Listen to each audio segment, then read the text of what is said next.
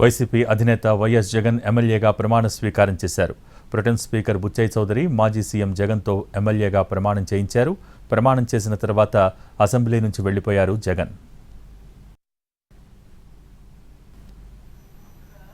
నేను జగన్మోహన్ రెడ్డి అనే నేను శాసనసభ సభ్యునిగా ఎన్నికైనందున శాసనం ద్వారా నిర్మితమైన భారత రాజ్యాంగం పట్ల నిజమైన విశ్వాసం, విధేయత చూపుతానని, భారతదేశ సార్వభౌమాధికారాన్ని, సమగ్రతను కాపాడుతానని, నేను స్వీకరించబోయే కర్తవ్యాన్ని శ్రద్ధాసక్తులతో నిర్వహిస్తానని దైవసాక్షిగా ప్రమాణం చేస్తున్నాను.